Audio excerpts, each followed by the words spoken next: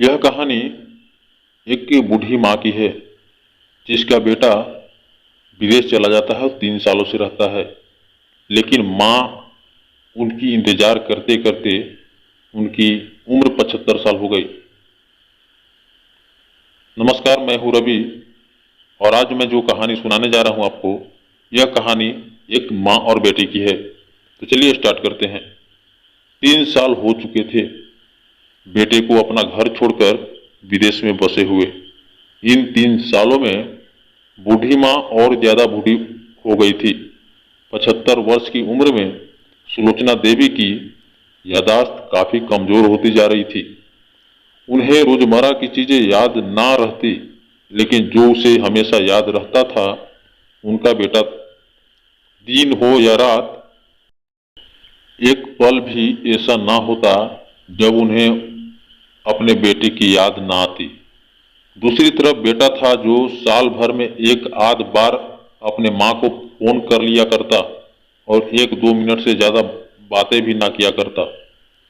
फिर भी यह बूढ़ी माँ टकटकी लगाए अपने बेटे का इंतजार करती रहती। एक दिन की बात है, माँ के पास फोन आया।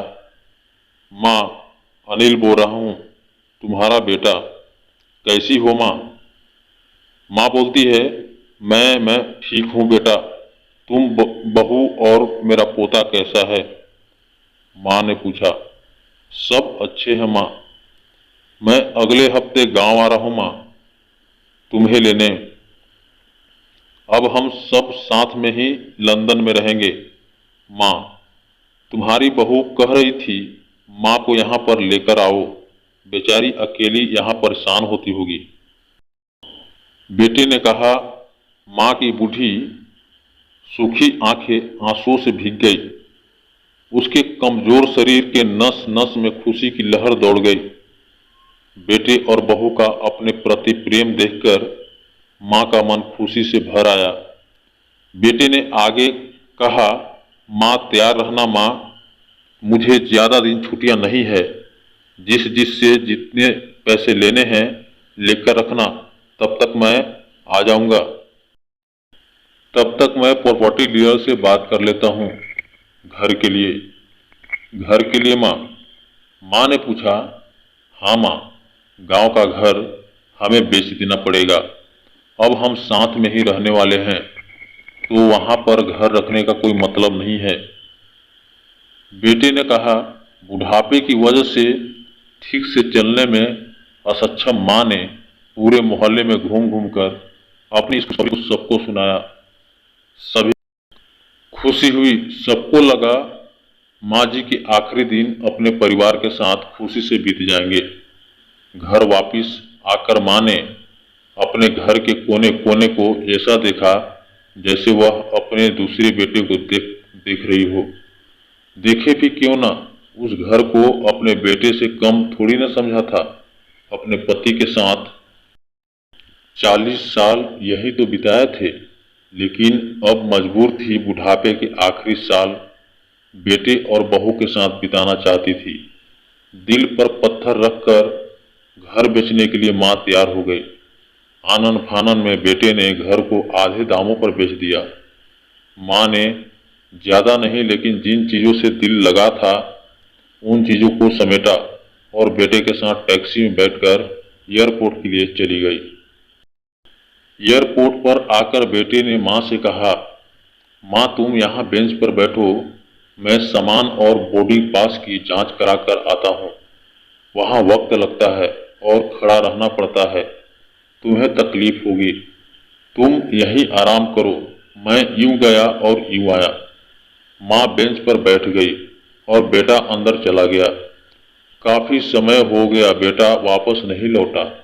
माँ सोचने लगी ज्यादा भीड़ होगी, इसलिए देर लग रही होगी। अंधेरा होने को आया। अब तो लोगों की चहलकदमी भी कम होने लगी। माँ को अब चिंता होने लगी। एक कर्मचारी ने आकर पूछा, किससे मिलना है माँ जी आपको? यहाँ पर क्यों बैठी हैं? डरती हुई आवाज में सुलोचना देवी बोली, मेरा बेटा अंदर सामान की जांच कराने गया है, लंदन जा रहे हैं। हम क्या नाम है? माँ जी आपके बेटे का। कर्मचारी ने पूछा, अनिल नाम है मेरे बेटे का, सुलोचना देवी ने बताया। कर्मचारी अंदर गया और थोड़ी देर बाद बाहर लौटा। उसने सुलोचना देवी से कहा, माँ जी लंदन जाने वाली फ्लाइट तो दोपहर में ही जा चुकी है और आपका बेटा भी उस फ्लाइट में बैठकर लंदन जा चुका है। अब आपके यहाँ बैठने का कोई मतलब नहीं है, आप भी अपने घर चली जाइए। क्या जा चुका है और मैं घर जाऊं? घर माँ की आंखों से आंसुओं के सैलाब उठने लगे। जैसे तैसे माँ घर पहुंची, जो अब उसका था ही नहीं, बिक चुका था। वो वहीं बरामदे में तुलसी के पास सो गई। घर के नए मालिक को उस पर दया आई तो एक कमरा किराए से उसको दे दिया।